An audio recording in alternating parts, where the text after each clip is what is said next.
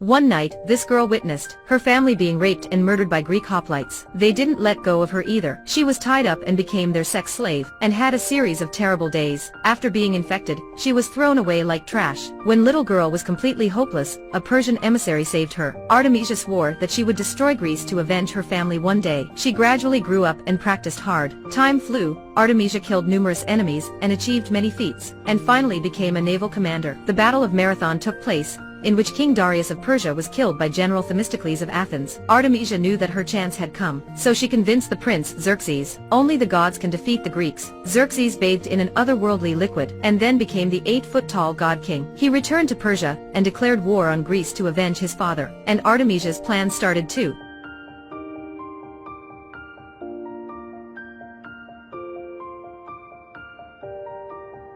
Fight for our glory, attack. Then Xerxes' forces advanced towards Thermopylae. 300 Spartan soldiers fought with for 3 days and nights. In the end, all of them sacrificed, as Persian king beheaded Spartan king. A disastrous war began. Athens was attacked and burned down in only a night. Persian force was extremely strong. Artemisia led the people towards the sea. Her enemy this time was Themistocles, who had killed Darius king of Persia. The Greek force made a circle of people, which made the Persians do not know what to do. When Persian ships were approaching, they changed their tactics, and then threw lances at the Persians. Although the Persians were very crowded and strong, they couldn't manage the Greeks' attack. With their flexibility, they coordinated well, and destroyed the Persian ships one by one. Artemisia is the carnation of hatred. She sold her soul to demons. She wanted them to pay for hurting her, an eye for an eye. She used her whole life to avenge. When Artemisia brought her force to the sea, the Greek side seriously fought back. Her first war failed. She couldn't bear it. She threw a stupid leader into the water as a punishment. After that, she swore to kill all of the Greek soldiers. Once again,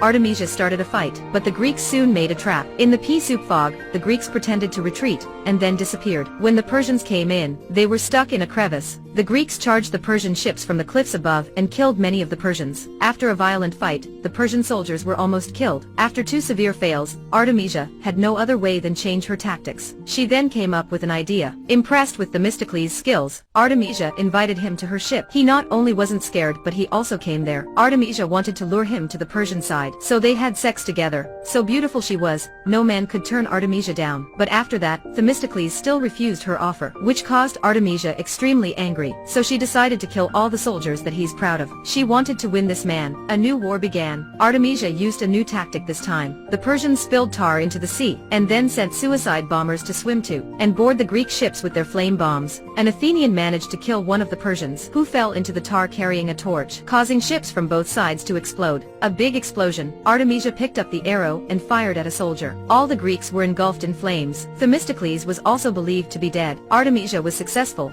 No one could stop her from avenging. Persia burned Athens to the ground in just one night. Believing Themistocles to be dead, Artemisia and her forces withdrew. When they were drowning in triumph, Ephialtes arrived to notify that Themistocles was still alive. He also convinced other countries to reunite. 300 Spartan sacrifices made them united. They swore to fight till the end. Both sides quickly prepared for the last war, because there was such a big difference between their quantity. Themistocles decided to attack first. The remaining Greek ships charged into the Persian ships, and the 2 armies battled. Artemisia took out her 2 swords, and rushed towards the other side. Each of her moves could kill one person. No one could stop her. The anger inside brought her the strength to kill her enemies. Themistocles soon took part in the war. He rode the horse to the war. Everywhere he went, there were dead soldiers. Artemisia's force was clearly killed. Then the 2 rushed towards each other. One fought for his country's glory. One fought to avenge her family. They both wanted to kill the other. Xerxes, watching the battle from a cliff, turns his back on Artemisia. Artemisia tried to kill Themistocles one last time by cutting into his thigh. Themistocles exclaimed and stepped back. Artemisia took the chance and pointed the sword at him. Meanwhile, the forces of other countries also arrived, which meant the situation had been changed. Themistocles took the chance and fought back Artemisia. As long as she agreed to give herself up, he'd let her survive. Artemisia knew clearly that she lost, but she chose to fight till she died. It was her self-respect. Even if she died, she would never give up. It ended as Themistocles stabbed her through the stomach. This beautiful woman's life ended here, and she died without finishing her vengeance.